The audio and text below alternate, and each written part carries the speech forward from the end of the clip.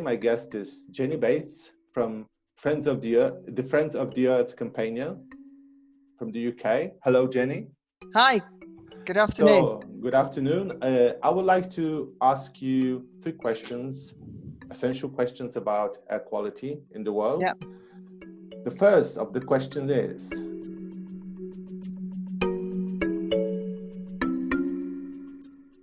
that is a question that experts have started to look at, and I think there have been some initial studies showing that it may be possible that these very fine particles that are actually the most dangerous to health because they can get deep into your lungs and your bloodstream, it may be that they do carry the virus. I don't think it's quite clear yet whether they would actually actively carry it in a form that could be then incubated and cause a disease. I'm not sure that's clear yet, but clearly, particles do travel around the air, and I think they have found particles of virus on these particles of pollution.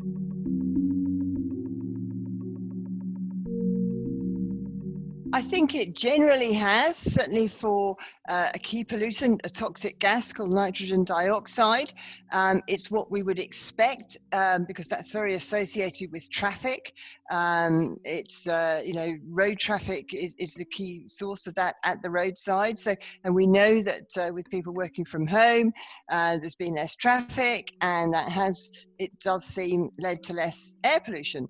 I think there have also been reports of these fine particle air pollutants to have risen in some places, maybe due to people being at home more, especially in the early days of lockdown when it was still cold and wintry, people were lighting fires, that sort of thing.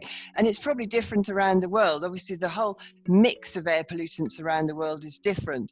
We don't all have the same sort of levels of these different pollutants. So I think certainly in the UK, it has been clear that there has been less of this nitrogen dioxide gas, to the extent that the government is actually taking action to try and lock in some of those effects where we've got less traffic and make more space for active travel, what we call walking and cycling and that sort of thing. So, I think one of the biggest effects is on people's impressions and appreciation of how important air is and how important our lungs are, not only because this virus has obviously attacks people's lungs, and the sad thing is that the people who've been brought up and spent time with some of the worst air pollution are some of those now most susceptible and most vulnerable to the worst effects of this virus. So, if you look at what a description of the effects of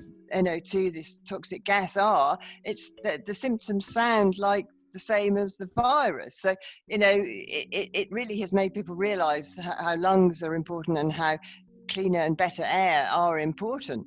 I think another effect you've seen is literally visible signs. I know there have been reports around the world, for instance, how Mount Everest, the tallest mountain in the world, has become visible from Kathmandu, or the Himalayas generally visible from places in northern India. So I think the fact that with air pollution, it is an immediate effect. You stop driving, you stop burning, and air pollution drops very quickly, whereas for something like the climate changing emissions for CO2, the effect takes a lot longer and it's not so visible anyway. So I think that really has reminded people that it shows not only where the problem is, that if we stop driving and we stop burning, you actually get better air, but also how quickly that can be. And therefore, if we carried on doing it or do it more for anyway when we come out of this dreadful situation, then it shows that action can work.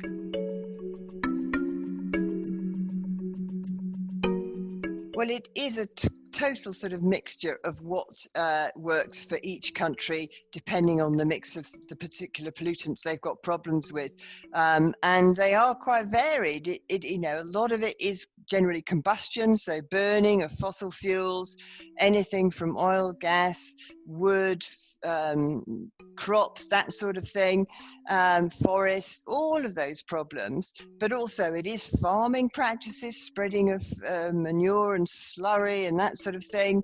And it's road traffic, as we've talked about, certainly a key issue in the UK. It's a real mix of sources. So, and cooking as well, things like heating homes and cooking.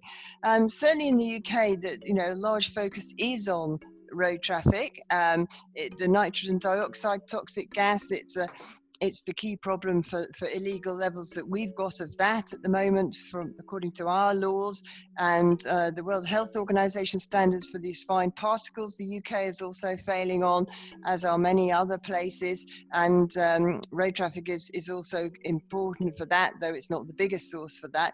So yes, certainly for road traffic, we've got to phase out these internal combustion engines, diesel, petrol vehicles, and the buses and the trucks and everything else. But we need to make it easy for people. We have to make the alternatives available. So public transport needs to be good and affordable. It needs to be safe to cycle and walk. And that's why what's happening in the UK and around the world now is really important, that people have felt it's safer with fewer vehicles on the road to cycle and walk. So we need to lock that in and give more space, to reallocate more space to the good things. And of course, we don't want to add to the problem.